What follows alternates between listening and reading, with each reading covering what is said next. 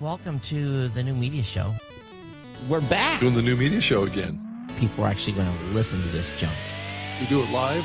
We're live right now. We'll just do it live. We're going live. We're going live. We just can't get enough. The new media show. Let's go. Just do it live. We're going live. We're going live. Bada bing, bada boom. The new media show. We do it live. Just do it live. We're going live. We're going live. We're going live. The new media show. I'm like Adam Curry, and you're more like John C. Dvorak. I think I am Adam Curry, and you're the old curmudgeon. We do it live. Doing the new media show again. The new media show. Technology. We make it sound so special. Well, welcome back to the new media show for another week of Just Rob. Todd's on a special assignment. No, he's actually at an AI conference. And so he's kind of out of the pocket until next week, but he'll be back next week. But it's always exciting to do this show and actually host it myself and bring on terrific guests on board with us as well. So I want to do an introduction. Sam Sethi is joined us. He is a co-host of Pod News Daily or Weekly, and of which I was a co-host on with James Cridlin just a week ago or so. So we're kind of trading places to some degree and doing each other's shows, which is terrific.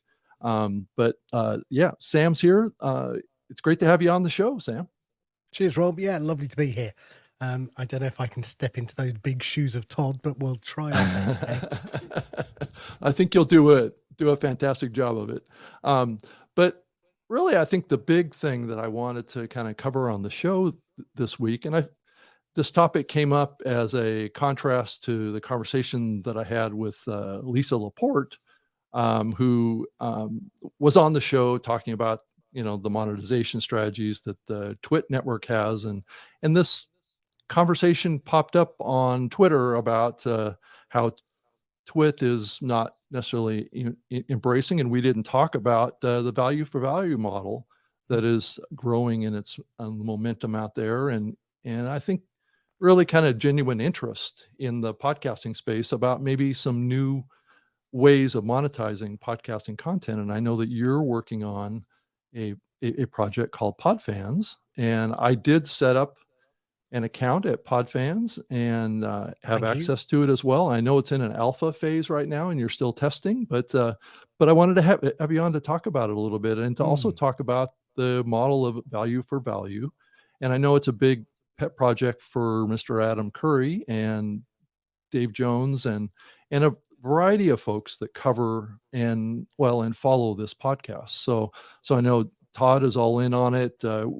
There's Satoshis flying around as it relates to this show, and it has a reputation for being really supportive of the Podcasting 2.0 project. So anyway, why don't you kind of just start off and just tell us a little bit about the concept behind Podfans and what you're trying to create there, and how that kind of is a terrific example, I think, of what this value for value model could potentially, as it gets more adoption across the podcasting industry, bring value.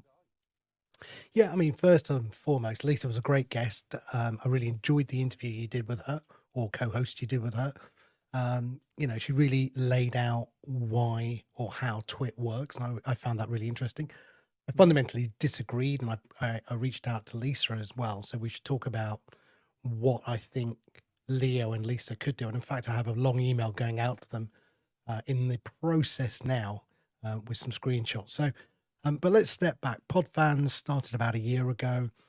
The idea was looking at Apple and Spotify with their subscription-based models, or how could we adopt something different as Podfans?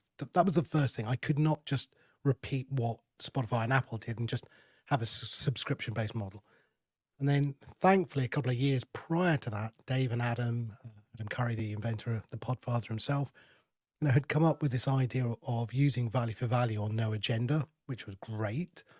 So the idea is that the creator, the podcaster, sets a value, and the user or listener or fan agrees with that value or disagrees with that value and changes that value. That's what value for value is. And we have that in the real world. You know, we can barter the price of any good we want. So a shop selling that top you're wearing, Rob, might have a price on it, and I could take it off the hanger, go up to the counter, offer a different price, and often in the sale there is a different price, and we can barter that price. So that's where we started. Now, I just want to take a quick step back. You and I are of a similar age. You were in Microsoft, I was in Microsoft. I moved to Netscape. And one of the big things that Netscape failed to do, and Microsoft in many ways, and the industry eventually, was create a micropayment system. And in the absence of a micropayment system, what did we do? We created user sentiment analysis, which hearts, likes, thumbs up, claps in Medium, which, guess what, doesn't pay the bills and you can't take it to the bank. So advertising became the monetization mechanism for content creators.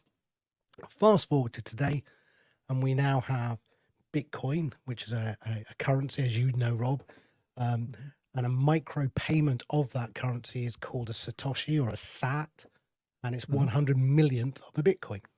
And what does that mean? It means that it's a peer-to-peer system. That means I can give you sats directly from my wallet to your wallet without going through a bank or a third party or a payment gateway. So there's no intrinsic block that can be put on it. So Podfans has adopted that value for value model and that micro payment system.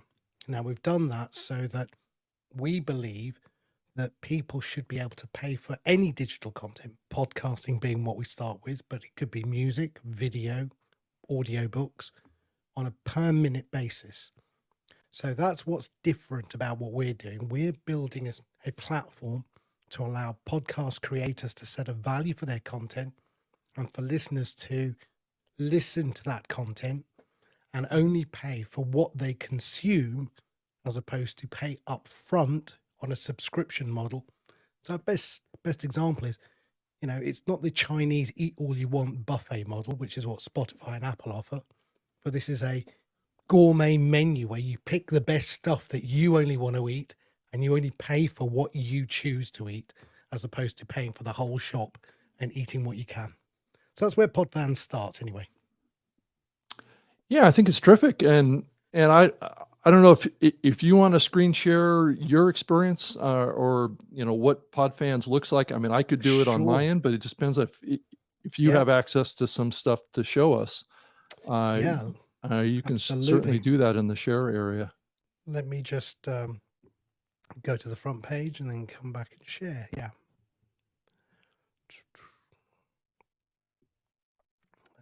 Okay. Right.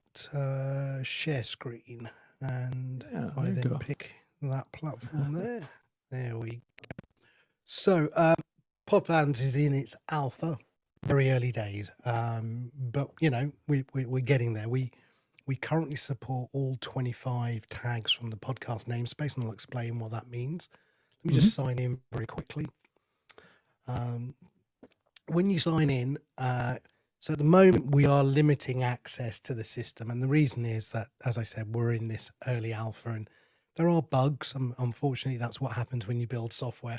So instead of having lots of people jump on board and scream and shout at me, you know, I bring people on board who I think can give us good feedback. So it's Netflixy in its first iteration. So this is the homepage. You see shows that I'm currently a fan of, and that's the shows that I subscribe to. You'll see stuff that's recently been updated through a mechanism called Podping, which is like a real-time update.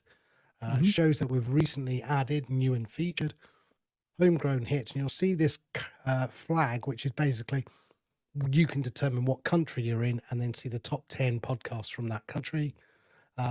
Live shows, which is one of what we're doing now. And again, society and culture, comedy. So we choose all the top 5 Apple categories, but you can customize this to be whatever you want it to be in your settings. If you go into see all, you get a search engine. And of course, what we've done is we've supported all the extended tags. So person, location, what we're using here is category for comedy. We have country. So let me turn this off and let me put in the word James, for example. Now, if I put in James, you'll see in the title, it has the word James. which is what you would expect from a search engine. But if I put on the person tag, we now find podcasts that don't have James in the title. And the reason is when I click through, you'll find that James is the host. And this is the podcast that James and I do weekly. Now, we pull through the RSS as you would expect, and those podcasts that support some of the enhanced namespace tags, we then expose some of those features. So, for example, here we have the funding tag, and that would link out to whatever page was in the funding tag. We also support metadata around each podcast. So every podcast has this. So we look at the date it was created, how many seasons, subscribers, and other metadata.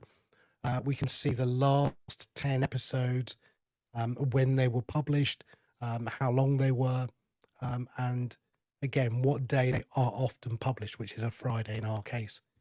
But the key thing I want to show you is how do you set value? So we talked about micropayments, Satoshis, and here's the value. We as Podfans have set a default value for every podcast to be 100 sats. Now that's $0.001, right? And what we then do is we take the time of the show times the number of sats to give you what the actual value of the total show would be. Now, not everybody listens to the start and finish of a podcast, so you don't always pay that full amount. You might do. Now I'm going to hit play, and when I hit, I'm just going to mute. It's Friday, the 21st of July, 2023.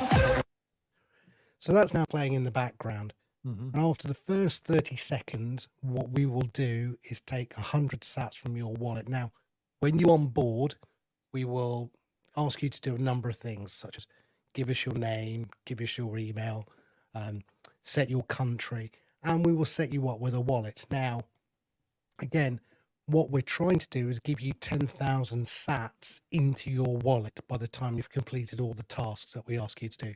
So you've got money in your wallet and you have a wallet before you even have to get out a credit card or anything else. And the idea is to make that onboarding experience as seamless as we can. Now, I know we're going to talk about it in a minute about your experience because, again, it's still a bit too complex. But let's have a look. We've got to 53 seconds. So let me pause that there. The original value was 7,500. If I refresh that page now, you'll see. So is that on a per episode basis, or can you pay like a regular payment for access to every episode? Is that you can do both, and I'll show you. You can do both, right? Yeah, and I'll show you. This is on an episode basis, so it's now 7,400. We've taken that first 100 sats. As I said, I can go to another episode and I can say I only want to pay 10 sats per minute, and that will go down. If I've played that one, so let me find one I haven't played. I played quite a few, as you can see on this one. Let me go to a show that I haven't played. No, I seem to play it a lot, so let me go to another page. I'll eventually get to one. Okay, this one you're here. A podcast consumer. Yeah. So this one here is 10 sats per minute, but I can set the value to 0 if I want even. Oh. And therefore I can set to 0 and pay nothing. I could play that and I would pay nothing to consume that content. So again, it is on a per episode basis. Let me refresh the page and go back to that podcast we were looking at just a minute ago. Yeah, it's not a required payment. It's an optional payment type of situation. That's the concept of the value for value, right? Is that you're receiving value and you're willing to share some value back. That's my understanding of it, right? Exactly, and that's what it should be. Equally, we have little chapter markers here, but I can just jump to any point in the show, and I'm not paying for this bit of the show that I haven't listened to. I'm only paying for what I play. So that's what we do. Now, let me go into the profile very quickly. Let me just go here. And in my profile, I now have a number of tabs. The current tab is what I'm currently listening to. So this is the show we were just playing. These are some of the other shows I'm playing and listening to.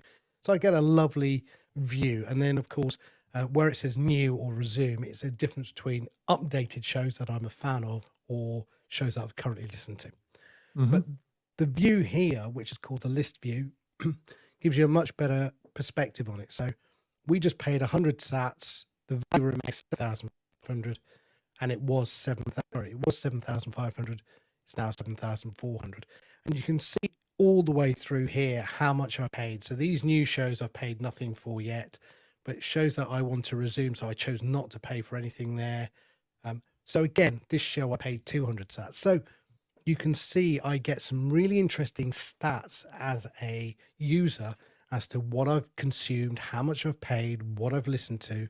Now, the difference between being a fan and not a fan, becoming a fan, is simply you get push notifications and updates when the next show drops. You can mark a show complete or finished, or if you actually finish the whole 100% of a show, and it then gets dropped into what we call the history tab. There you go. You see, Rob, last week's show. Yeah. In here, I have a view of all the shows that I've listened to in the past. I can view that by month, and I can also view that by those shows that I'm a fan or not. But again, in the list view, which is most interesting, I now get a very detailed view of when the show was published, when I finished it, how much time I listened to it, the percentage I completed. So James's daily show is very small, of course, and how much I actually paid. And Bumper, which is this brilliant agency, Dan Meisner and Jonas Wust, are trying to get the industry to move across to this metric, which is downloads aren't a very good metric because anyone auto downloads. Well, does that mean they've even listened to the show, let alone consumed any percentage of the show? Right. You don't know. Right. Exactly. And it's a really bad metric. Whereas time I listened, percent I completed, and the value I paid is a really great metric. And what we do for creators for each show is then roll that up from each user into a dashboard. So they then get a view of how many people listened to my show, what was the average consumption, who paid what. Again, just some more metrics. Last couple of things. One of the things we've done is built a complete activity stream into the system. So what that means is I can then, give it a second to load. What it allows you to do is see everything you've done individually. So I just played that show. I just played this show just a minute ago and I paid 100 sats. I shared something earlier. I activated my Twitter account. I followed these people. So again, in the system, we have what we call 30 verbs. And I can look at all these verbs and see what activity I did. I also follow a lot of people, and we have a social model within Podfans. So I can follow friends, I can follow people who I want to. In that social model, what it allows me to do is see which people I want to follow. So I've got Kyron from the Mere Mortals, Matt Bigelow, lots of other people I can go and have a look at. And so I can see, oh, look, Kyron was the first to play this podcast today. And so he earned. So the model we have is not only do you pay Podfans for playing podcasts, but we as Podfans will pay you for certain activities. So if you're the first to play a show, we will pay you. If you are the first to boost or whatever you want to do. So again, Matt was listening to that show. I've never heard it. He paid 101 sats. So I want to go and have a look at it. So I can open that. Oops, there you go. That's Twitter. I can open that and I can see, oh, he was listening to Adam's show, No Agenda, and he paid to listen to that show. So again, you get this real, with the activity stream, not only do you get a view of what you've done, but you also get a view of the people you follow. And again, that helps with discovery. Last two things. So, Rob, sorry. Yeah, I was just going to ask kind of a deeper question on this too. I mean, we're exchanging Satoshis through your platform and just more broadly with the value for value model. But it's actually a little more complicated than that because it's more about sharing amongst all the players involved. So like if you have, let's say, like a fountain app that connects to this and there's a Satoshi exchange in that app, and I'm sure you guys maybe having the plans for a mobile app as well. So it could be that case as well, that some of the Satoshis or some of the value is exchanged with the listening platform as well as the content creator. Is that correct on how it works? And so you gather sats that then you can incentivize your loyal users of that app to continue to consume more that will generate more sats for everyone. Is that a good kind of synopsis of how this works? Yeah. Right. So what we Okay. do is we take a percentage of the sats that come through the system. So at the moment it's 5%, but we can vary that. So what happens is if you pay 1,000 sats for a boot, or you pay 100 sats per minute to stream, we will take 10% of that, and then the rest goes directly to the creator. Now, a creator like you and Todd, two hosts, might have a split that you've set up in the RSS. And again, we will, in the back end, which I can show you in a minute if you want, you will then have that split, whatever way that you as the host have determined. You can also have a split go to guests. So you can set that up for an episode level. You could say, right, if this was our show, we might say, right, me and James have got 40% each, and therefore that leaves 20%. We'll give that 10% to each of those two guests, right? And that's how we could set up our splits. And then what Podfans does is take our percentage at the top, and then what's remaining splits it to whatever has been set up by the creator. The one last bit that you talked about, which is really interesting, is we also, because of the activity stream that I just showed you, we allocate points to every user. And those lead to, of course, leaderboards and badges. So achieving certain levels, etc. But what it means is for, let's say, the New Media Show or for Pod News, we could identify who your number one fan is at an episode level or as a podcast level. And at the podcast level, you might say, you know what, we're going to give 1% of any stats we earn to our super fan. So again, splits are really cool because it allows you to set up in advance how you want to share the value you're receiving from your listeners. You might even, go further. I think Adam and Dave have got 12 or 15 splits within their setup in their RSS. So they've got people who create their chapters, people who are, creating editorial content, etc., etc. So the micro payment system, why, if we go back to your first question, Rob, why is the micro payment system so important?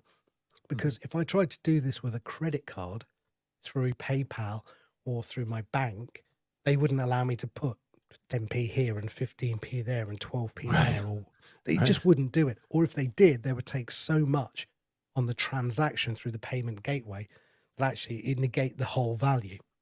So this micro payment system, irrespective of podcasting, just for the internet, is critical going forward.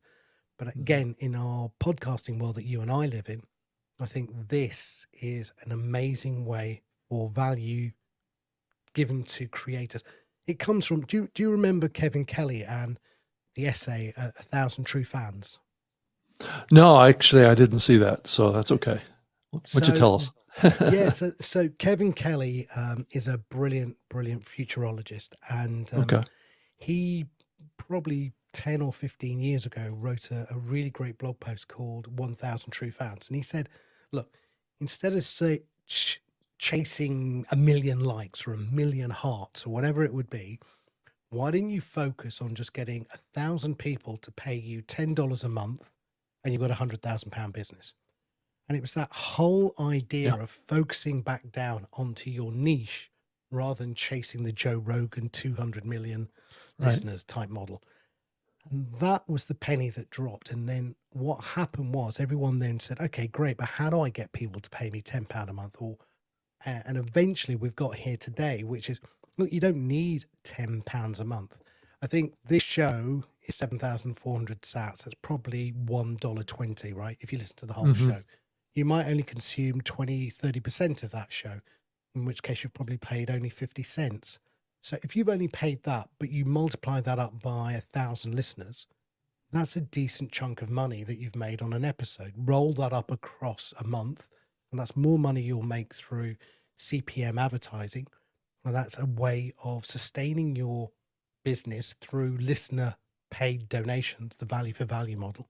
And that, as we've seen with Dave and Adam's show and other shows, that initial, I'm not sure I want to pay 100 sats per minute, I'll pay 20 sats per minute, is now going up to people going, I'll pay 1,000 sats per minute. Or they will give a boost, which is a comment with a payment, and they're giving 100,000 sats. My regular donation to Adam and Dave on a Friday night is 101010.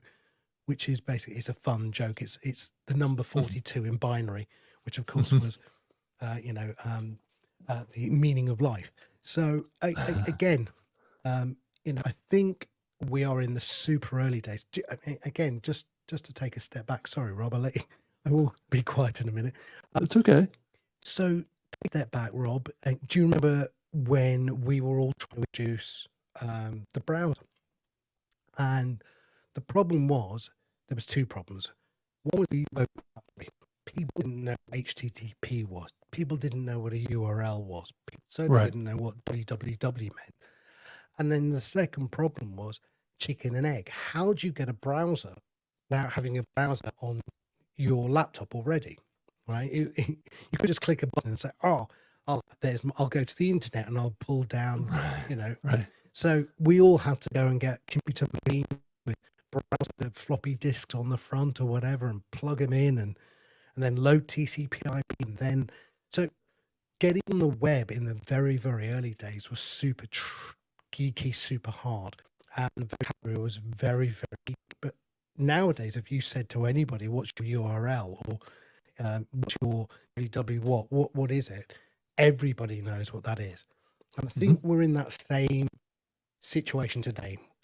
We are trying to educate an early adopter audience as to what's a digital wallet, what's a micropayment, what's a Satoshi, what's the Lightning Network, how do I pay for this? When I pay for it, what happens to it? All of these things are really vocabulary issues rather than technical issues. But the challenge that, Fountain, Podfriend, Podfans, all of us have is that we've got to make it so simple that the user doesn't have to know a lot about what they're doing. They just need to step follow a guide. And say, "Oh, look," as James likes to call it, "we've got funny tokens giving in order to play or support this podcaster." And eventually, I think people will understand what a SAT is. But again, I admit it's very early. Yeah, I think it is kind of early, but I also I wonder about it from the perspective of Bitcoin, right? Because it is based on the Bitcoin kind of crypto of sorts, and it's a very controversial kind of. I don't even know if it's right to say it's a currency. It's basically a store of value. This is how I equate it to. It's almost like buying ounces of gold, right?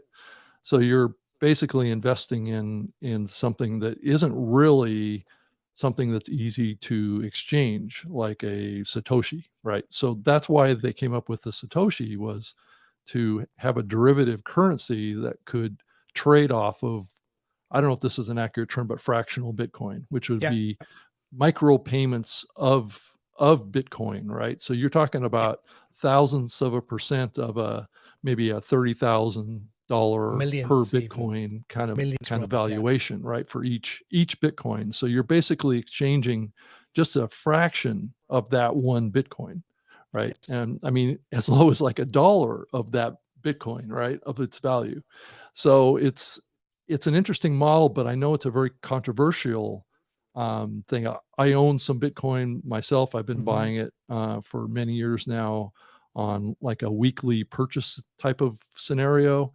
And I think it's important for us to talk about this kind of merger between Bitcoin and Satoshis. Now, I think Satoshi is the only, I think, exchangeable currency that's linked to Bitcoin, that's directly linked to Bitcoin. And I think there's a lot of friction right now in our government, around the world, around the long-term viability of Bitcoin, right? Our government's going to war against Bitcoin because they want to have their own digital currency. And that's what we're seeing increasingly happen. And and it's complicated to acquire Bitcoin. It's complicated to manage it. And it's also complicated to set up like an Albi account, which I went through last night and did that, and found it to be a very complicated process. Lots of ID. And this is the same thing. I mean, it's nothing new based on what I experienced with Bitcoin. Trying to acquire Bitcoin, it's almost like buying a security, right? There's a lot of kind of government kind of wants to get involved in that transaction, right? And especially if you're using US currency, or if you're using like a Visa card to actually buy some Bitcoin, right? They don't necessarily like that. And that's what I ran into because I hadn't been using a Visa to buy Bitcoin in the past. I was doing a direct withdrawal out of my checking account every week to buy a little bit of Bitcoin.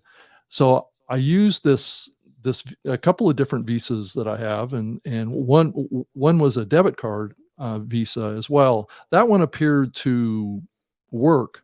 The full credit Visas, the multiple ones that I have, were declined by the bank.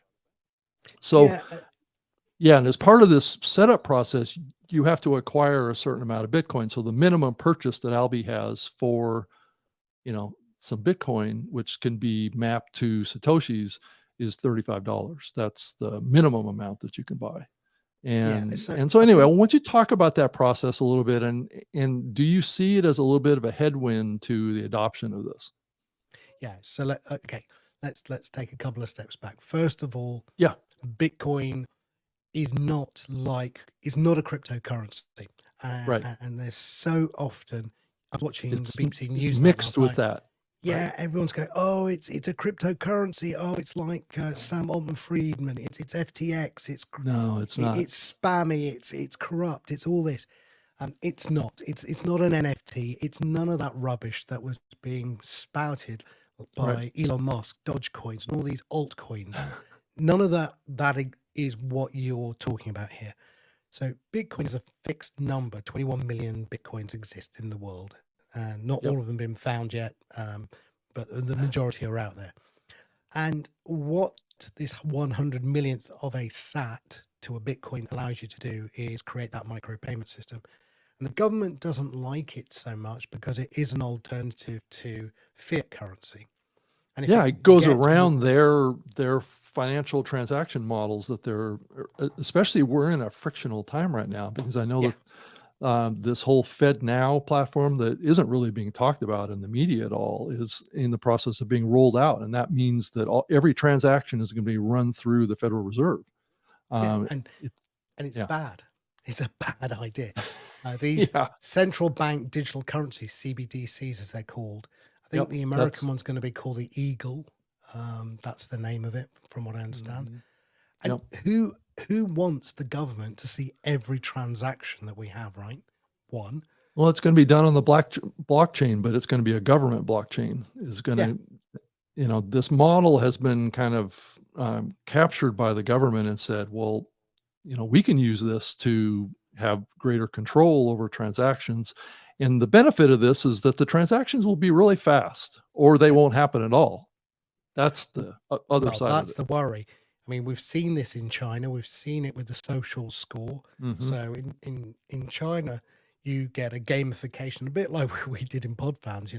They see all your activity, and they can reward you with, hey, you bought nappies. You must be a fan person, therefore you get more points.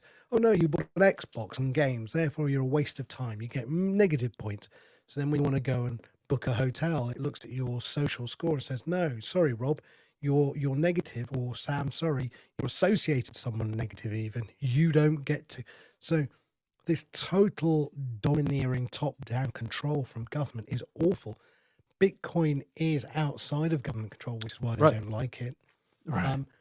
But, we will see what people do. I mean, the worrying scenarios have been that eventually, because it's a programmable money, the CBDC as well, you might have your boss turn around and go, you know what, Rob, I want you to come into work on Monday, so you're not having alcohol. Your credit card won't buy alcohol on a Sunday night. It could get to that point. And again, I don't want that overbearing government control of everything I do. And that's the worry of CBDCs. But going back to Bitcoin, the challenge is, banks are fundamentally not really trying to block it. What they're doing is they just don't understand it. One. Two, they're trying to make sure that you're not being scammed again. No, I think that is part of their justification for not allowing it to happen is that there's some risk of a, scam transaction or something like that. But that may be just an excuse not to support it too. So I agree. Yeah. I think we're beginning to see Cash App, which is Jack Dorsey's company, MoonPay, Strike. There's a couple of other ones that have started that are beginning to allow an easier transaction of. So the limit is £35 maybe minimum. That may go up or down eventually as confidence. Look, do you remember the early days of Amazon, right? I do. Oh, yeah. So you'd put stuff in your basket and then you go, I'm not going to put my credit card on. Like, no. That's right. So I don't you trust pick up that. a phone. Right. Yeah. So you pick up a phone. Hi, is that Amazon? Yeah. Hi, I've put all these things in my basket. Can I give you my credit card, right? And for some reason, giving your credit card over the phone to a call center felt safer than putting it on the internet. Yeah. Actually, yeah, I know. I totally get it. And then the browsers came up with this, encrypted connection with the little lock in the upper right-hand corner of the browser. I remember that when that happened. And all of a sudden e-commerce took off because people felt like they could trust that their information was going to be encrypted, passing between their computer and the servers where the e-commerce transaction was going to happen. Right. And I see the same thing happening now. It's a case of, look, we all have this fun thing. When you do a video call like this, first thing you go, can you hear me? That's the first thing you always say, right? Right. And with a Bitcoin payment, a Satoshi payment, I've seen it. Somebody sending one sat with the words, did you get it? Right? As in, have you received my one sat? And it's like this test thing. And then eventually they go from 1 sat to 10 sats to 100 sats to 1,000 sats. And once they get that confidence that the actual system works and it's seamless, then they get bigger and bigger amounts. And I think when you transfer, I think you can, as you said, $35 into sats, that's probably 300, 400,000 sats, which is a lot in your wallet. Okay. So then you can start to, really start to support podcasters. And this comes back to the one thing I'd say is we pay for music, we pay for books, we pay for films. For some reason, we still think paying for podcasts is an anathema, and I don't know why. Yeah, I think it's interesting. So I want to share what the screen looks like for an Albi account. I set up one last night, and I signed up for Podfans, and I see that you transferred, 100 sats. So I have 200 if you click on sats. that arrow on the right next to 100 sats, Rob, you'll see why you got that. That one there. So that one there is you joined, and because you joined, we gave you 100 sats. And if you click on the one below, it's because you've activated your wallet.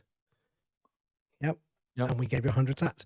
And as I said, the goal from my point of view is as you onboard to Podfans, we will give you 10,000 sats as you complete all the activities.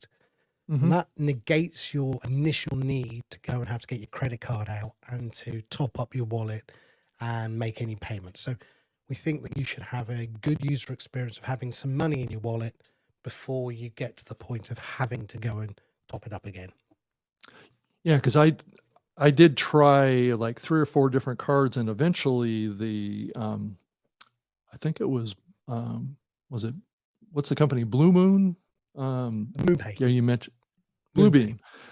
They were the transaction engine that was allowing me to buy Bitcoin, and they kept.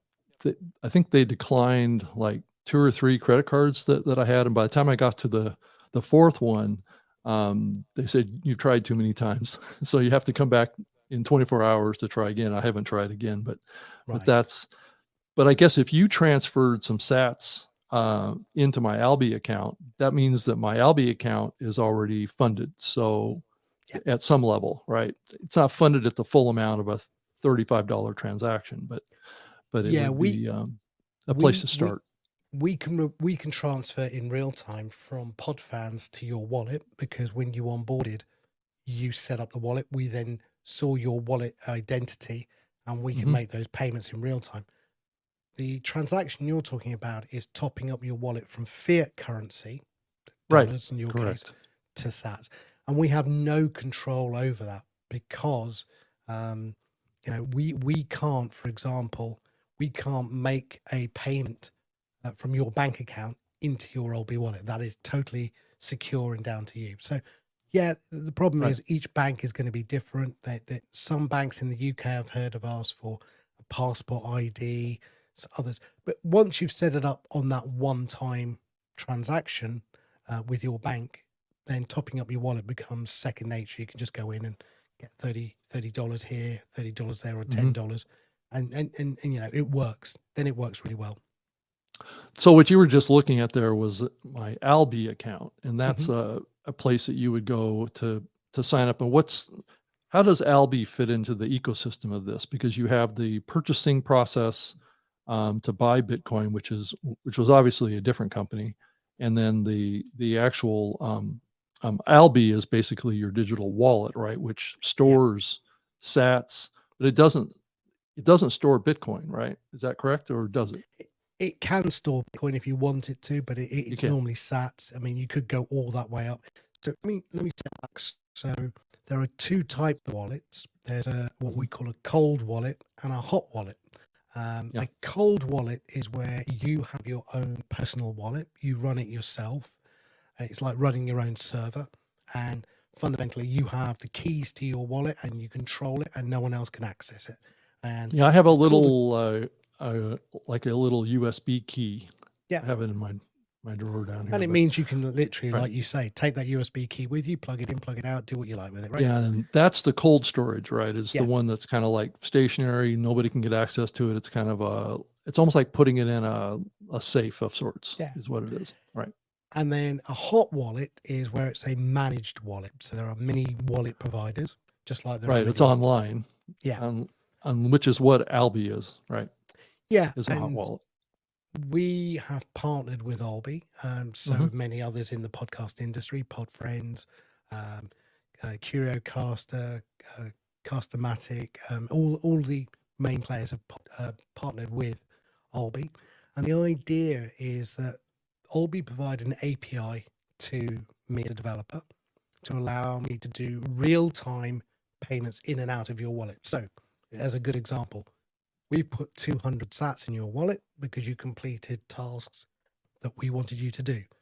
Mhm. You will then pay, if you choose to, maybe some of those sats to a podcast you want to support, because again, that will be from your wallet. But that's a real-time transaction in and out of your wallet. Now, Albi was the company that we partnered with. They were one of the first companies who set all this wallet up and made it simple through an API. The reason we don't want to do the wallet ourselves is because then we come across FSA transaction or financial transaction issues with the FTC, maybe in America, the FSA in the UK, other bodies in other countries. And by handling the money ourselves directly as Podfans, we would get into that regulation issue. By Albi doing it and being the one central wallet controller, they can deal with all the federal recommendations and regulations around money, and we just simply are using their API to go in and out with your permission. So when you sign up to Podfans, one of the first things you had to do was authorize us to have permission. We couldn't just do it. And so that authorization was the step that you said, yep, I'm happy for you to have input and output to my wallet for transactions through Satoshi. And Albi provide all of that for us. Mm-hmm. Yeah, and I guess Albi is considered to be a wallet and a Lightning connection kind of built together into one, right? Correct. Yeah. So the problem you had with Bitcoin, because it's built on the blockchain, is that although Bitcoin is great as a digital storage, as you said, like gold, it was gold. The person in the counter, well, what do you want me to do with your gold? And what you go, oh, let me shave some of my gold off and give it to you. It wouldn't work, right? And the problem with the way that the Bitcoin transaction worked on the blockchain was that, of course,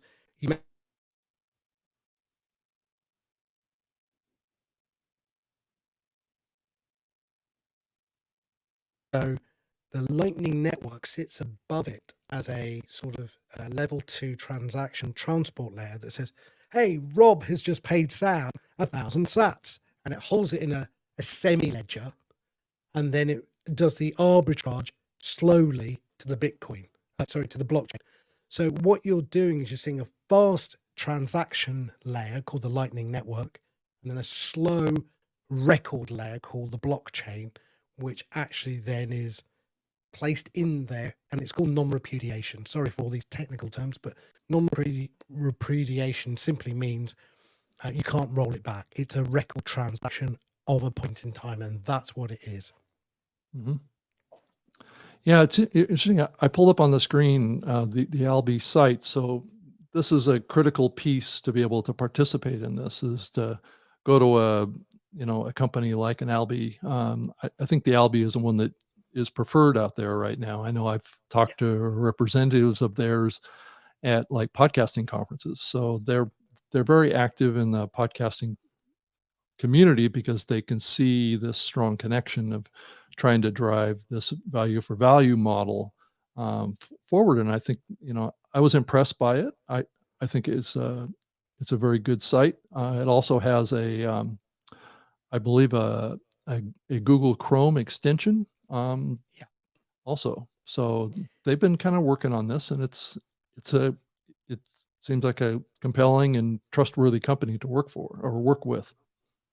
Yeah, they are. And Lumi and Moritz run it with a lot of other people helping.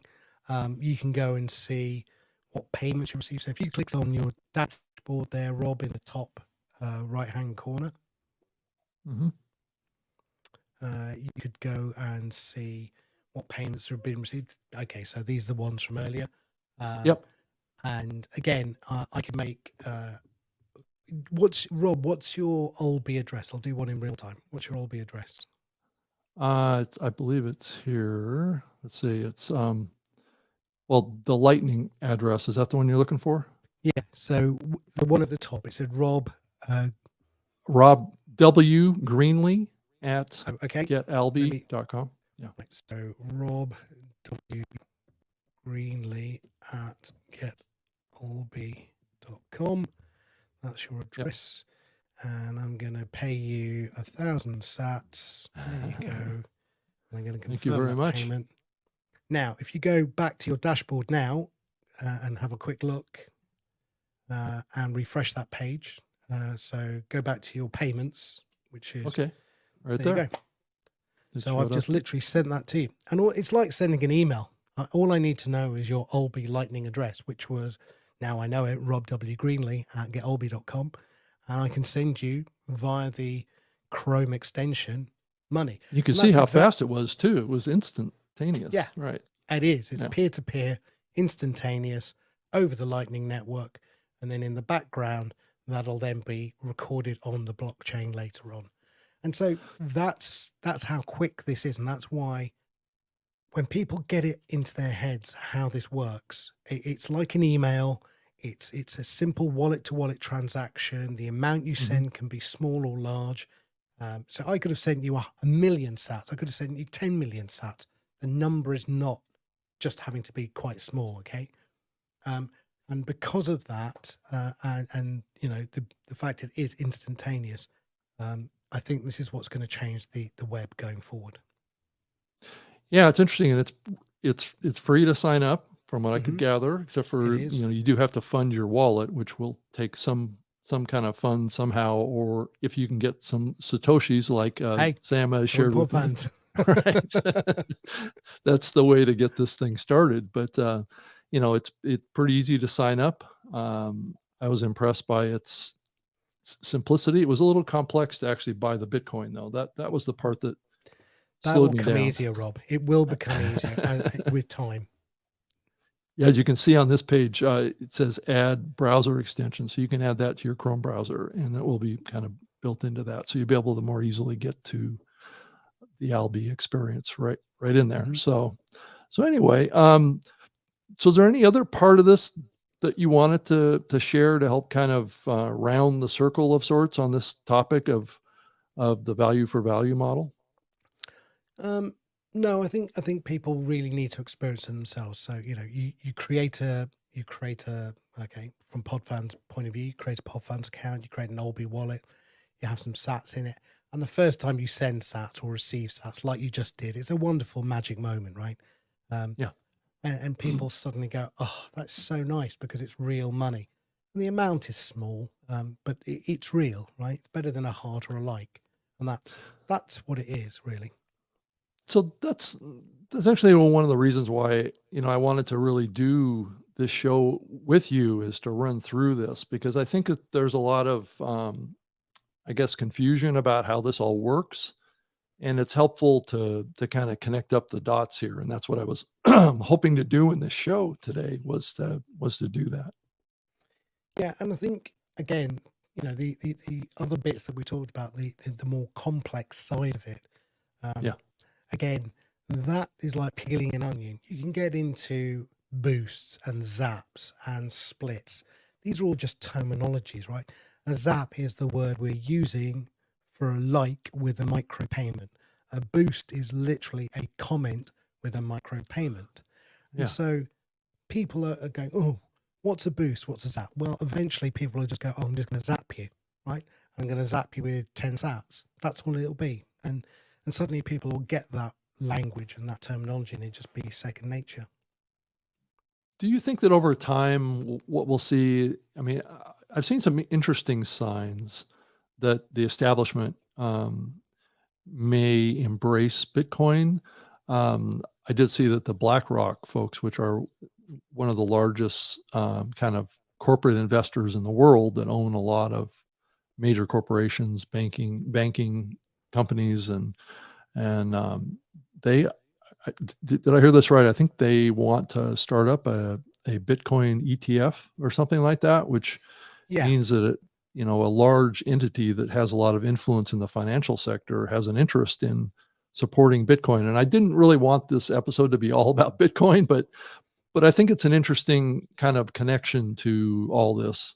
And it really, I think, for me, is very critical to what's happening with Satoshis, and how this value for value model can actually convert monetization and podcasting to a new model. And I think it needs a new model. I'm not sure long term that advertising is something that's going to work as well as a lot of people think it will long term.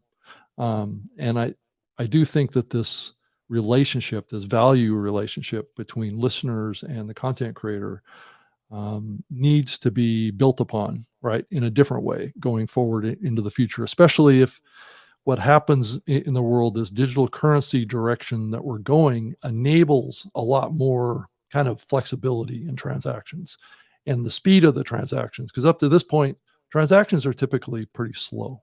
So, well, you saw how fast that was, didn't you? Yeah. And I do know that this FedNow platform that the Federal Reserve is rolling out with cooperation with the CDBCs will ultimately create instant transactions too, because it's built on a government blockchain, right? So these transactions will be instant. Now, granted, we're all fearful of this, but Bitcoin is kind of like the alternative, right? And it's the outsider in this game. And I'm just not sure how these worlds are going to come together, and if the government's going to embrace this or they're going to weaponize it against those that have it. I just don't know that yet. I think you're just going to have them as alternative payments, right? Just as you could pay in dollars, you could pay in sterling, right? I think what you'll find eventually is some people will want, for example, Podfans to support CBDCs. I don't want to buy Bitcoin. I just want to have, right. I want it to come out of my current account, right? I just want to I just want to pay for it with an eagle, right? And I don't know what a millionth of an eagle is going to be called, a feather, maybe, who knows, right? But whatever it's going to be called, pluck that bird with that. Exactly. So, maybe there's an API, and eventually we support your local API currency to your CBDC. I mean, that could be one track, but the alternative could be, I also have this external system, cold wallet, hot wallet, where I control my money, and it's just Bitcoin. I mean, MicroStrategy, a company I used to work for, Michael Saylor, he's buying millions and millions of Bitcoin, right? He's one of the largest holders in the world of Bitcoin. No. And one of the things he said was two things. One, Bitcoin is not subject to inflation. There is no inflation affected by Bitcoin because it's fixed in the number of coins available. Unlike central government currencies where they are doing quantitative easing, printing money with no backing. It's going to be even easier for them to invent money once we convert to digital currency, right? It's just a number in a computer. But the value of that will, Right. will, because of inflation, will come down in value. The more they print, the less your currency is worth, right? Whereas Bitcoin has no inflation built into it because it's a fixed amount of coins. Well, So it's that's- kind of it's very similar, and I think this is a great way to think about it. Is that it's very similar to gold in its kind of concept. As far as we know, there's a limited amount of gold in the world, Exactly. right? We don't And know, the- but we think. And yeah, we don't really know, right? It depends on how far down you dig. And then there's a limited supply of real estate, right? So Mhm. you start thinking about the parallels between Bitcoin at 21 million Bitcoins as the potential pool. I have heard talk that there could be a point in the future when more Bitcoin is added to the pool, but I'm not sure if that's really a fact-based supposition, but I have heard people I would mention be that. surprised because there's nobody who runs Bitcoin. This is the joy of Bitcoin.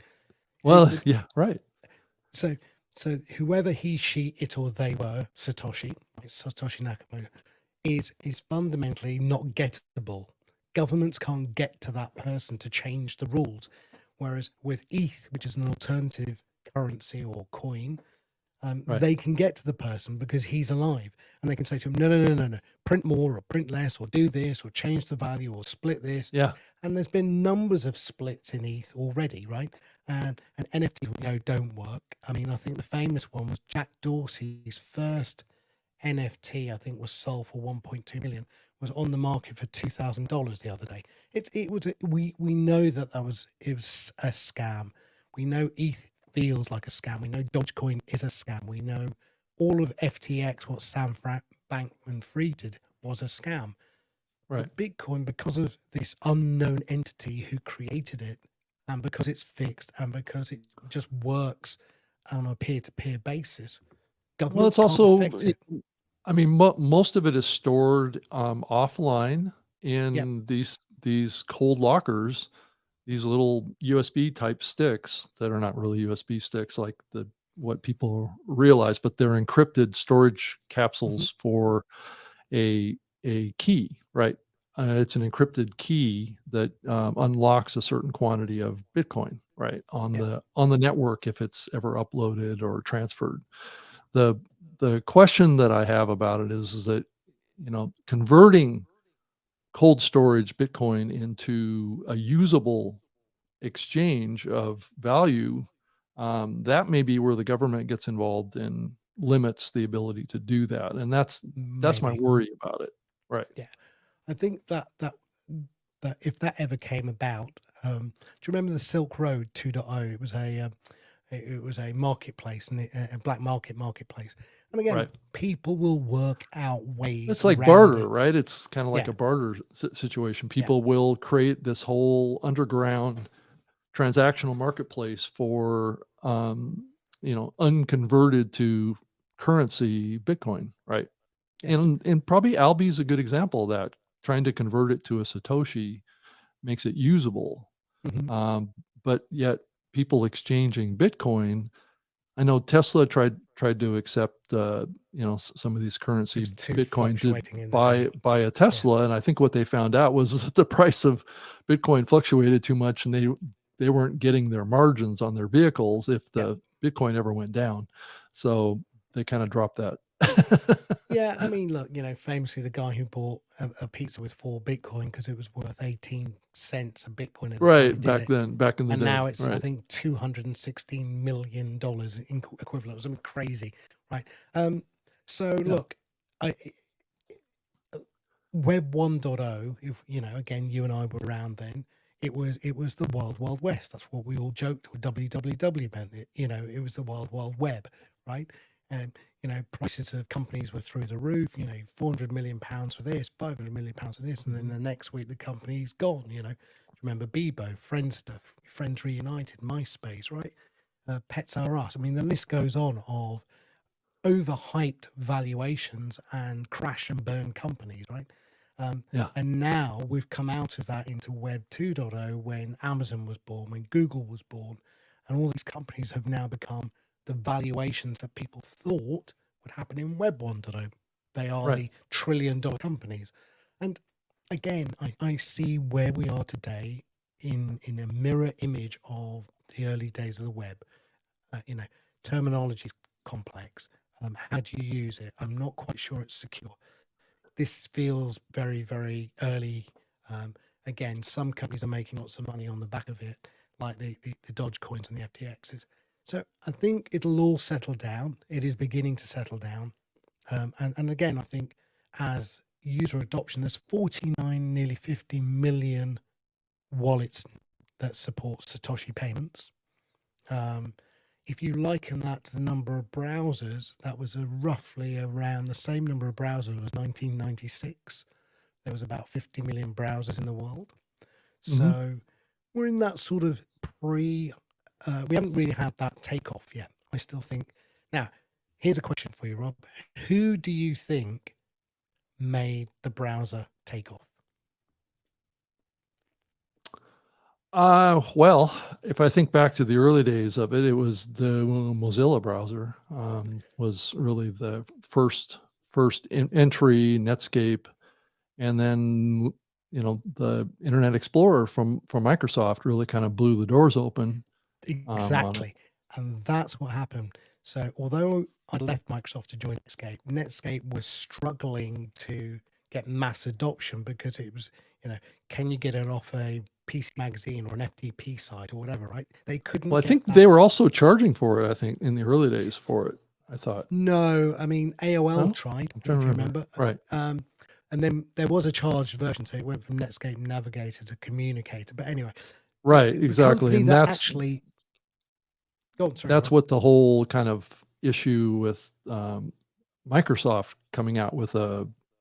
Well, I guess the issue with Microsoft coming out with Internet Browser or the Internet Explorer was that it was default installation on all Windows machines.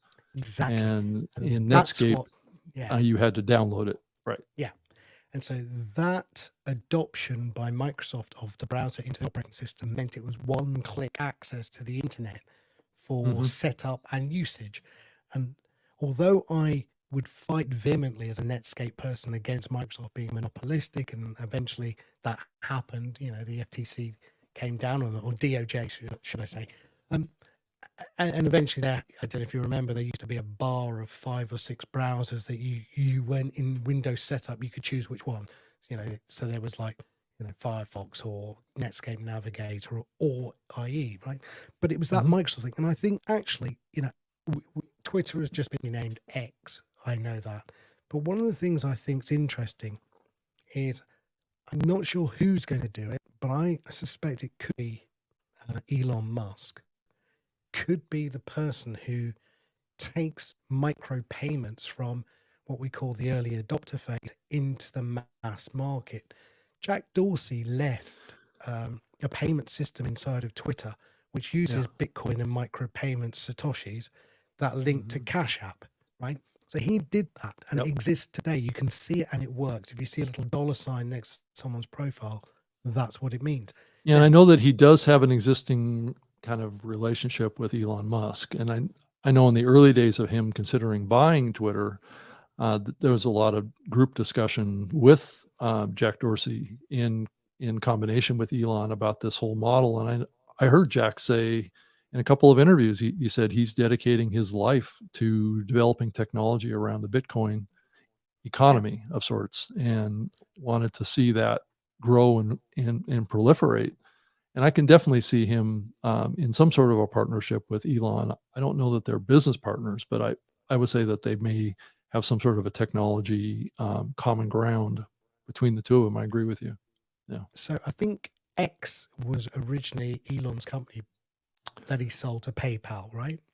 I think it was the original idea of PayPal, but PayPal is what started him down the path. Yeah.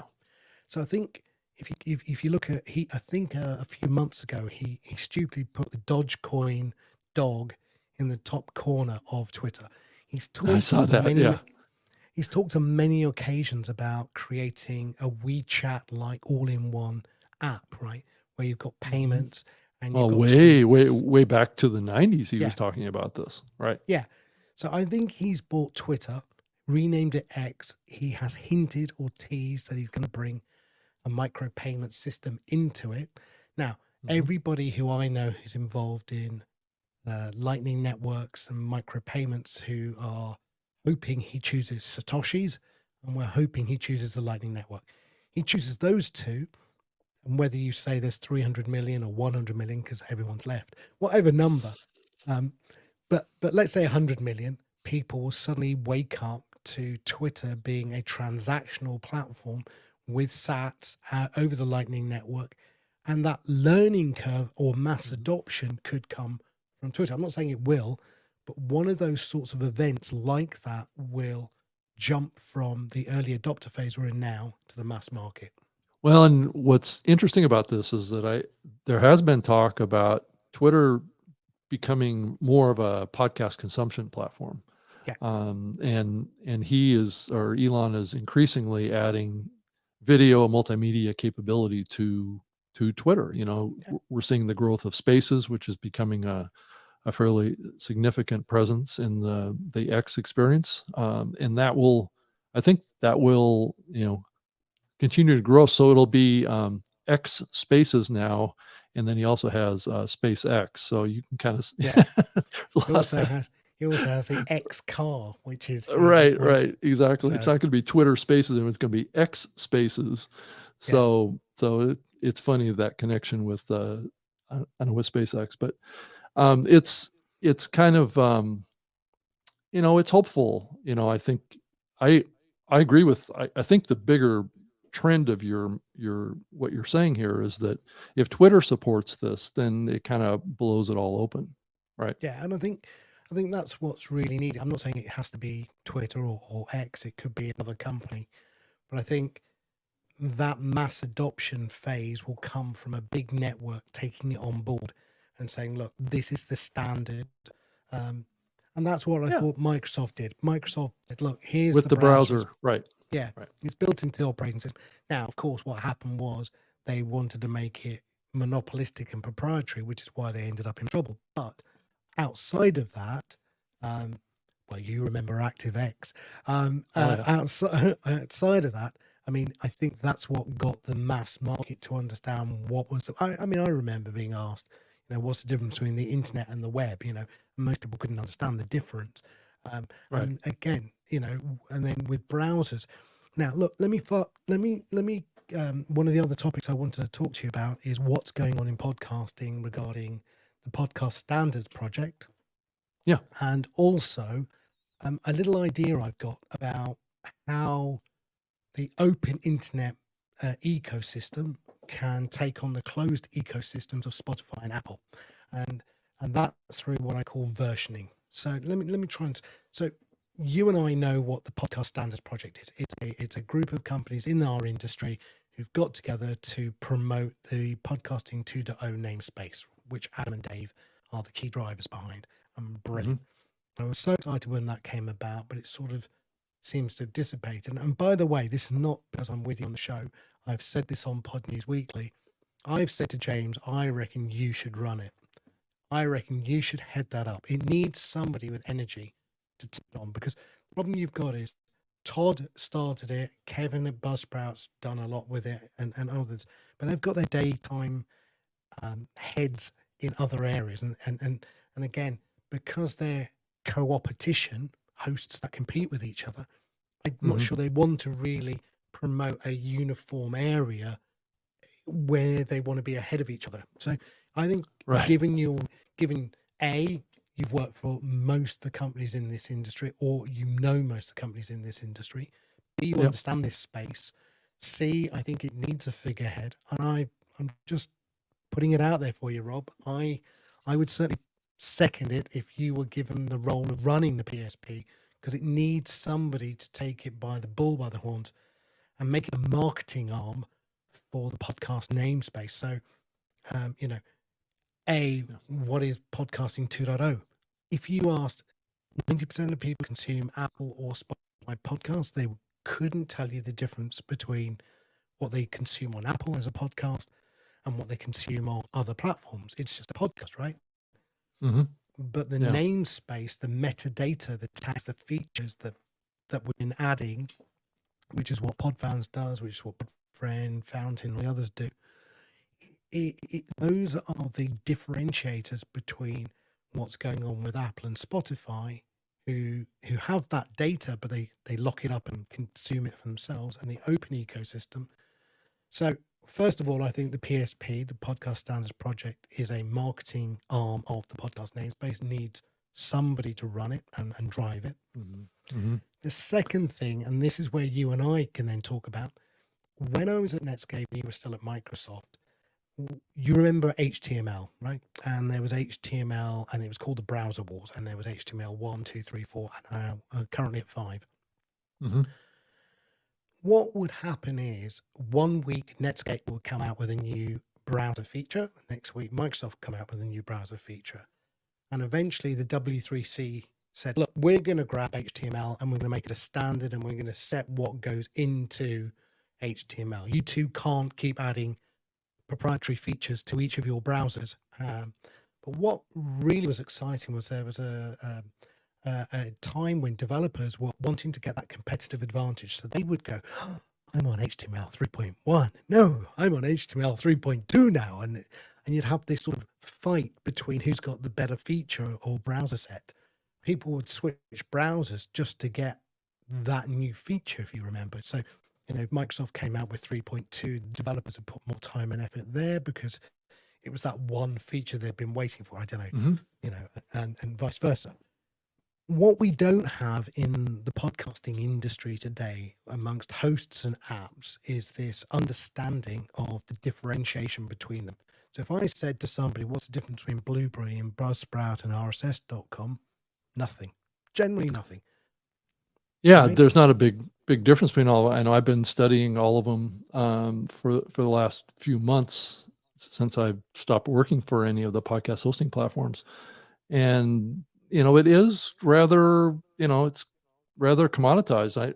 I know that the more recent But- movement is around AI integration that Yeah. is starting to differentiate here, but also, the embrace. I agree with you with the bigger thought around the Podcast Standards Project, which I'm also a member of, but that's kind of being led by leaders from the hosting companies right now. And in some ways, the policies of that organization are to kind of exclude anybody that's not involved in integrating their technology agendas. Yeah, exactly. So that's the part that has me a little bit concerned about what's going on there, because it isn't becoming as inclusive of a project as it needs to be, I think, for it to be successful in the long run. I know that some of the larger companies have thought about embracing it, various elements of it. And then the Podcasting 2.0 namespace is one that some of the larger companies have said, yeah, we'll think about embracing, this tag or that tag or whatever, but it hasn't been something that they've been willing to plunge into. Not unlike what happens when Apple decides to change their namespace. People are falling all over each other to get to making those changes to the namespace on their platforms. So, that's the contrast that we have. If it comes from the industry, there's more of a lackadaisical approach to adoption of these new tags. Or if it comes from a big player like Apple saying, well, I'm adding these tags, and, the truth about Apple is that they'll even launch namespace tags that they don't even support on their own apps. So that's kind of what happened here with with the recent announcement of the new iOS operating system with the new podcast app, where they're going to support episode level art. After all these years of them having episode level art in their namespace spec that everybody adopted, but yet they didn't support it in their own apps. So this is the challenge in the industry, I think, more broadly, and it does get to your point, is that somehow there needs to be an entity or people that are behind this standards project that don't have a business interest in its outcome. Exactly. Right. But also, So, right. the PSP has a label. You can put that. I've got it on Podfans. I know others have got it, which says we support the PSP RSS standard, right? So the namespace tags, and I think it's just 3 or 4 tags, right? So far, there's about 25 tags, but the PSP has only said we validate 4. Now, here's the thing. I remember in the day, websites would have this website works with HTML 3.x or 4.x or 5.x. Imagine now that you could have apps, Fountain, Podfriends, others saying, we support version 2.01 of the podcast namespace, right? Which is phase 1. So person tag and whatever was in phase 1. Now, if you support the tags from version 2 or phase 2, you could name it 2.02 and phase 3, 2.03 and so on. Imagine if the Podcast Standards Project said, right, you're allowed to have this badge on your site, host X, because you support all of these tags currently from the namespace. And apps, you're allowed to have this tag or this badge on your site because you support all of these tags. Now, what that builds is a wonderful competitive marketplace between hosts. So imagine one host only supports 4 tags and the other one supports 10 tags. Well, that host can't put a badge on their site that says they support 10 tags.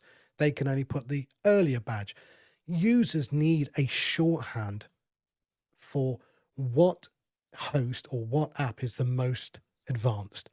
And in the same way, we did that with HTML by calling it HTML3, 4, 5. We didn't go HTML3. Oh, let me list that.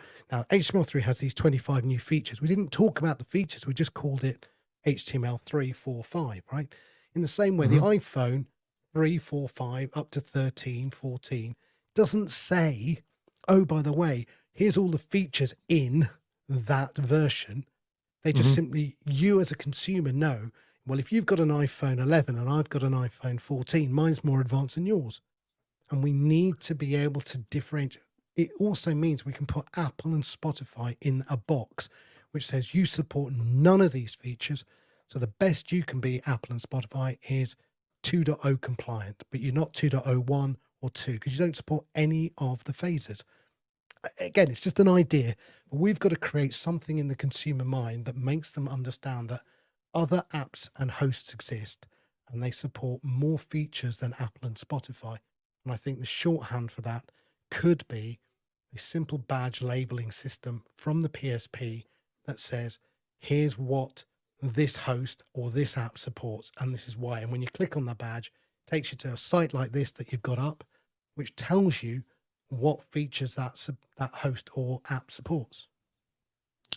Yeah. So the screen that I have up right now is an active website off of the podcastindex.org website, and it's at newpodcastapps.com.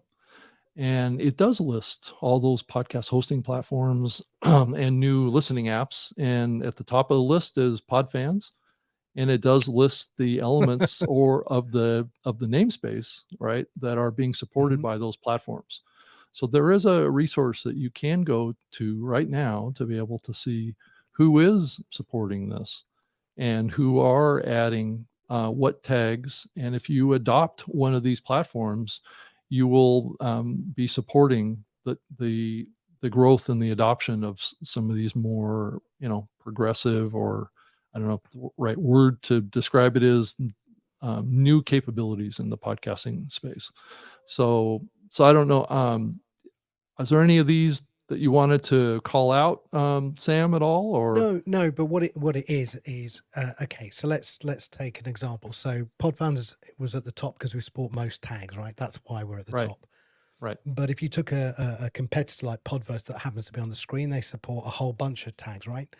But for the user, the consumer, they don't know the difference between Podverse, Podfans, right? Unless they came to this page. And even if they came to this page, what you're saying to them is, look at all the features that this app supports and look at all the features that app supports. But maybe they just don't understand it. The consumer needs a shorthand understanding. So I'm not saying Podverse is or isn't, but just briefly looking at it, you might say Podverse is RSS 2.03 because it only supports up to phase 3 of the namespace, whereas Podfans is 2.06 because it supports all the phases up to phase 6 of the namespace, right? That's a shorthand way of saying this app may be more advanced than that app. Now, that may not be fair because there's things that Podverse support that we don't yet. But what I'm trying to say is, as a market, I'm not trying to talk with my Podfans hat on. I'm trying to talk as a marketeer in the market. How can we get the 95% of users who default to Apple and Spotify to come over to the open ecosystem and choose any one of these apps or any one of these hosts? And if all we're going to say is we do RSS and they do RSS and we do podcasts and they do podcasts, guess what?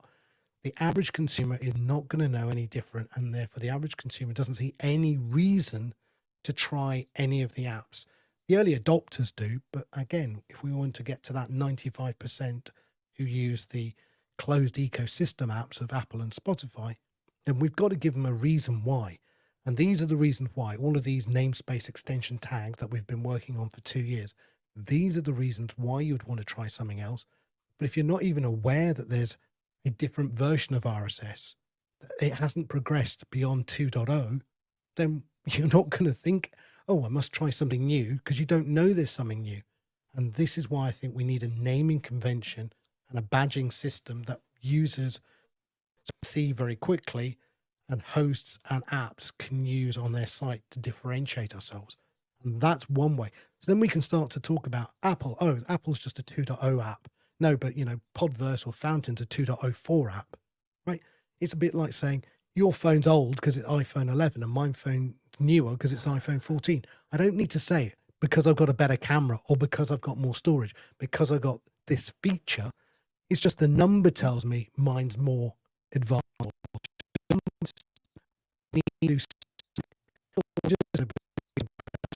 In a day, and I don't think we're going to get the mass adoption that we want to move across. I've seen it in the browser wars. I know it works. I think we need to adopt that same mentality. Yeah. Otherwise, we'll just the same. Yeah, the Podcast Standards Project does have a like a little button or icon that is available to companies that are supporting its initiatives, right? Yeah. So this is like it's kind of like the same thing that was done with the IEB with the podcast metric standards, where there's like a little button icon that you could put on your website saying that we support the standards for the podcast measurement process that is standard across the industry. And I think this is being rolled out from those folks. I'm just not sure if it's fully hit its full potential on just what you were talking about, but I think it is part of their strategy.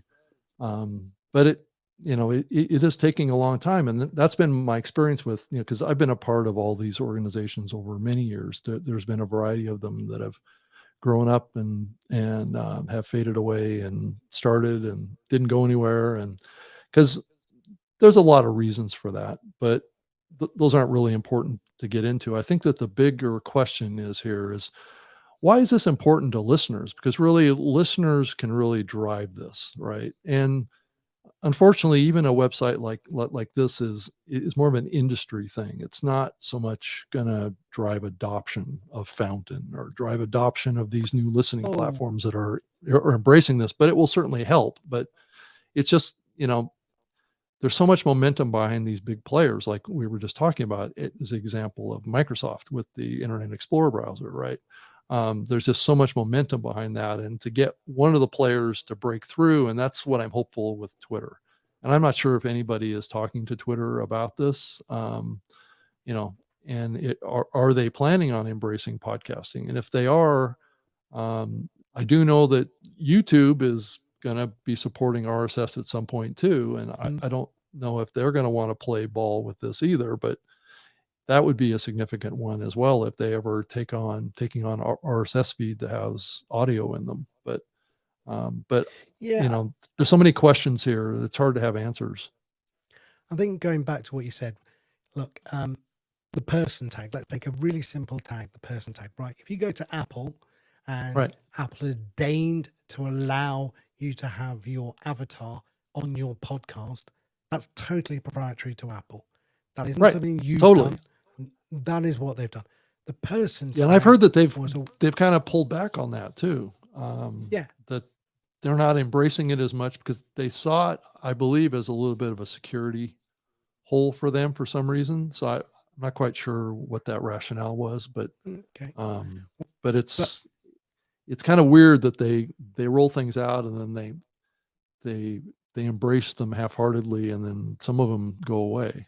Right. But in the open namespace 2.0 podcasting, there is a person tag. So you and Todd have put your chosen image in your RSS feed that you own and control, and you've said, if your app supports the person tag, like Fountain or CurioCaster or whatever, then you can display Rob and Todd's face to tell listeners this is what Rob and Todd look like, right? Equally, if you look at some of the other tags, again, chapters and episode artwork and all of these things, right? You can literally set up your RSS feed that you own and control with all of these different tags. So, for example, one really interesting tag is called the update frequency tag, which tells apps what day and what time does this show drop the latest episode. Now, we're broadcasting this podcast live, so in Podfans we support a tag called the live item tag. So if you went to the page now, for example, for new media show in Podfans, it would now tell you the show is live, or previously it would have told you when the show was about to go live. No, none of these things are available in the proprietary closed ecosystem of Apple and Spotify. But these are user benefits, which is what you were asking. These are user benefits. I now know the person tag who Rob and Todd look like. I now know what time their next show is.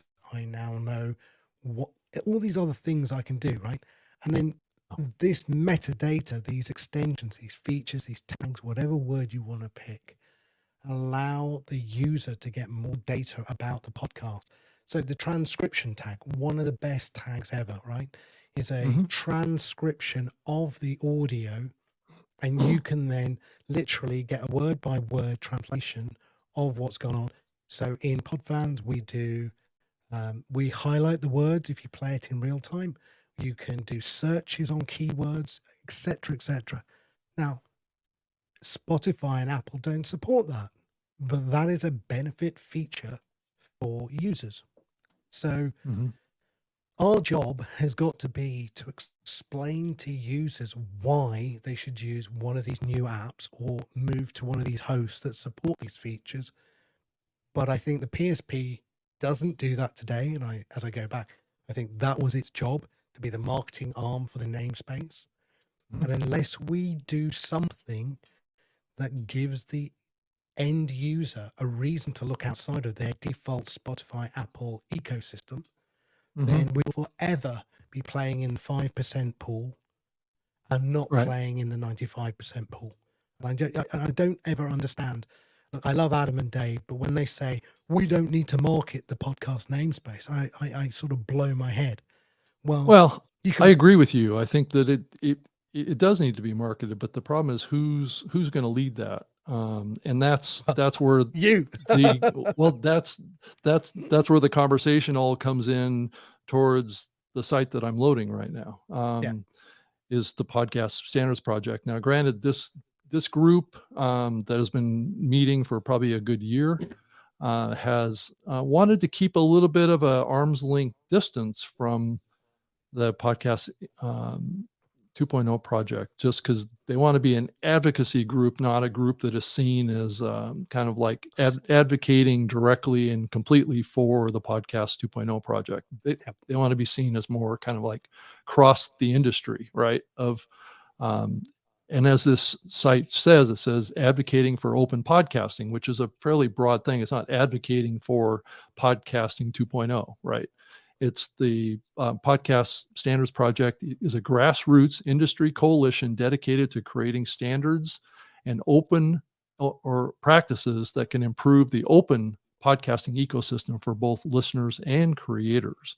So that's kind of like their kind of mantra or their mission statement of sorts. And that's what this is. And I did share up here the address if you wanted to go visit that. This is a project that's been underway for quite a while. I think that there has been quite a bit of cooperation from some fairly large players in the industry. So it's a good group that have gotten together. I think, but your point is well taken. The Podcast 2.0 project is something different than this. It's not the same. So. Well, if you look at the get involved or the proposals, either one of those, Rob, if you click on the get involved, you'll see some, big names, as you said. You scroll down. So that's the badge. Yeah, that's the new tag, or the new badge that they've come up with. And so you can see, it's probably hard to read on the screen, but there's individuals as well as companies from some of the largest folks in the industry. I'm on the list there as well. I've been involved in this group since the very beginning. So it's just a matter of kind of this group finding its footing in the podcasting ecosystem. And I think the foundation of it is there. And it says at the very top, it says, to the folks working on Podcasting 2.0, we thank you. This project, launched by Adam Curry and Dave Jones, has proven that there is a strong community of podcast enthusiasts that are willing to put agendas aside for the greater good. So that's what, if you really want to sum up what the Podcast Standards Project is, that's the mission of it. Now, whether or not it can achieve that under its current structure is I think something that needs to be talked about, right? So. Yeah, and look, I think this is the right vehicle for it. I just think it needs a bit more drive and leadership, but this is the right vehicle. I think that certificate badge could have a numbering system on it. And I think if you look under proposals, they've got 3 or 4 tags they support. Well, why aren't they supporting 5 or 10 or 15 now? Like, what's stagnating that? And I don't know. I really don't know what's stagnating. Well, I think that there is a certain amount of practicality that's coming into this on the part of the group. This isn't to say that they're doing something wrong here. It's more to do with, I think, the composition of the group tends to be a little more, I think, pragmatic about it because they're representing hosting platforms and what people are willing to embrace versus what maybe they feel is too early to embrace, right? They could spend a lot of development resources building something that isn't embraced across the majority of the distribution of podcasts. And I think that's the real friction that's going on here.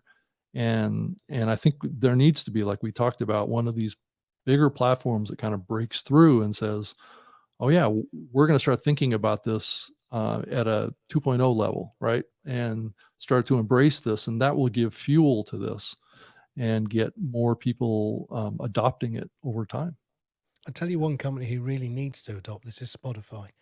I don't know if you saw their financial results, and their share price that's just dropped off a cliff, right? They are they're in big trouble because they've got a fixed revenue model, that's in a fixed price at the bottom. I know they're increasing that price, but their average revenue per user has dropped from last year. They've increased the number of users. That's great. But the average revenue they're generating from each user has dropped. Their share price has dropped because they missed their revenue goals. They're still trying to get rid of more people, and they're going to announce more people leaving Spotify soon. Of their podcast industry teams that they acquired, they've got rid of 200 plus people. They've got rid of their exclusives, although they've got a few more back on. They have changed the leadership of the podcasting group. They're a mess. They are a mess. And the record companies are renegotiating right now the amount of revenue that they will generate in commissions and royalties. You've got a complete basket case of being top-down pressure from the companies that want more money as a lion's share of what the music and the podcasts give. And at the bottom, you've got a fixed revenue model where They cannot change the price. And if they put the price to $29.99 or $39.99, right? Guess what? We'll all go to Amazon or Apple, right? They can't. The elasticity of price is very, very limited, which is why they've only increased it by $1 or £1, because they know they can't do £3 or £5 or £7 because people will abandon ship. Right. So they've got to increase revenues because the market's saying, hey, come on, you're not profitable. They're still a loss-making entity, right? 242 million this quarter. They have not made a profit. Twitter never made a profit. Right. Eventually, the IPO money and the VC money runs out. And when that runs out... That's exactly what's happening. Right. Exactly. When that runs out and advertising's taking a bit of a tanking, then suddenly everyone's abandoning ship and going, help, what do we do? Now, the one company, Spotify, should really look to do is embrace the podcast namespace 2.0. It A, would differentiate them from Apple. B, would give them a variable pricing model because they could go and use sats. So they could say, if you consume more music or you consume more podcasts, you pay us more. But then as an individual, I'm not getting what we call bill shock. I'm not paying in advance for my consumption. I'm paying on my consumption. Right. And there's a connection between the two. Right. Yeah. Right. And so I don't know if you've ever heard the term bill shock, which is BT use that a lot. When your phone bill comes, they don't want to give you an annual number. They want to give you a breakdown into a smaller chunk so it doesn't feel so big. And so again, with pay per listen type models, they don't give you bill shock because you know what you're consuming because you're consuming it at the time and only paying. Whereas upfront payments are when we all go, oh, I don't know if I want another subscription. Oh God, they've increased the price. Let's cancel that.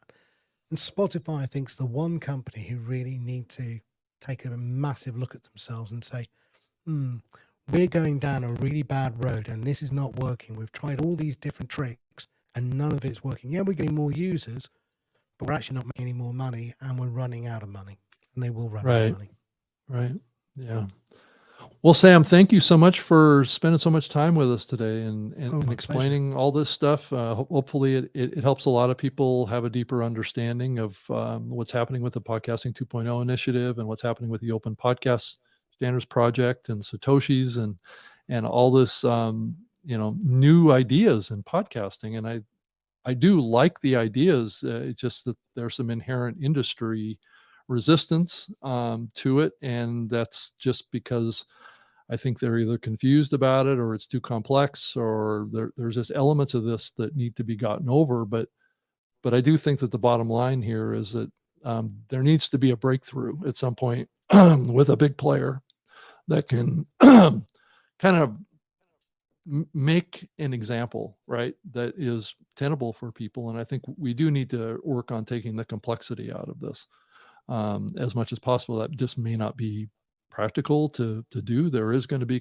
complexity, and increasingly that's what we're seeing in the technology world today. Is complexity is coming in fast because change is happening so fast. So but anyway, Sam, thank you so much. So how can a listener or a viewer of this find you? Yeah, thank you very much. I'll say one thing. My favorite expression, complexity is fail simplicity.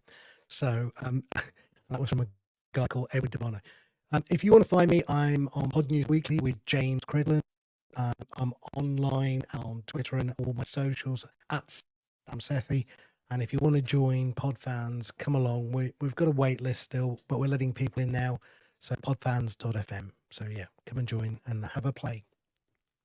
Yeah, well, thank you, Sam, and good luck with the Pod News Weekly Report. That was a great show that I was lucky to be on with James out there. So it's great. Well, thank you. And I don't know if you're going to Podcast Movement or not, or you're not. Not this one. No, I'm going to be in fiery Greece in 48 degrees. I'm stupidly, we booked a holiday in Catalonia, so I don't know whether I'll be going there because it might be cancelled. But no. Yeah, I'll see you in LA, Rob.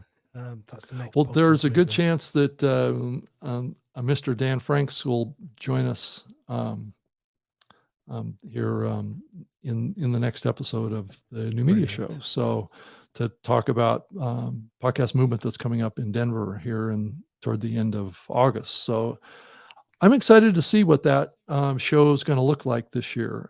So it's going to be interesting. I've gone to a few conferences here in the U.S. and it's been fairly soft as far as the attendance, and I think it has to do a lot to do with the economy and people losing their jobs across the industry. So it's there's a lot of change going on right now, and that's kind of what this episode is really all about.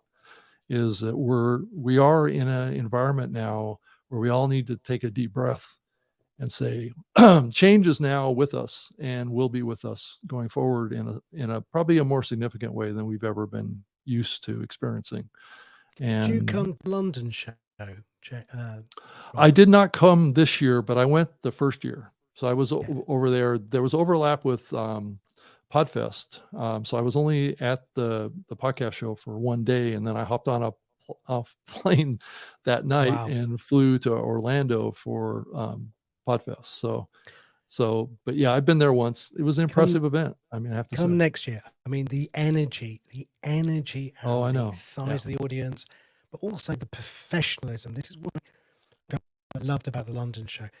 You had BBC and Sky with big stands. You had, all of the podcast hosts and the podcast apps there, and the big theatre. But you know what? Unlike the American model, which is like sprawled across 15 million square these meters, giant right? hotels, right? Which right. you have to walk 10 miles to get to the next lecture room, right? This was all tight and neat, and it felt buzzy, and people had made a commitment to be there. And so I think, with Dan, that's one of my things. Podcast movement is good, but it needs to up its game a little bit more, but also I think it needs to be a little bit more tighter. So that everyone feels a bit more buzzier. Squeeze them together a little bit more, so it seems like there's more people there. Right? Yeah, exactly. Yeah, because I do know that they have held those podcast movement events in some gigantic hotels, and then also in Las Vegas, and which tends to scatter everybody all over the place. So, and doesn't build community, and that's what that conference was built on. Really, the concept of building community. So. It's just, I think that, these venues haven't really supported that goal. So, but it's a tough place to be. It's hard to find a venue that supports 2,000 or 3,000 people while at the same time giving that room. They tend to go into hotels that can support 10,000 people. So, and that's the unfortunate thing that's happened. But Sam, thank you so much. I think we need to get out of here. It's been an hour and 42 minutes, and that's a long episode for the New Media Show, but I want to thank everybody that's stayed with us and or at least watched some portion of this and got some value out of it. And so thank you, Sam, and goodbye to everybody out there. Goodbye, guys. See you soon, Rob.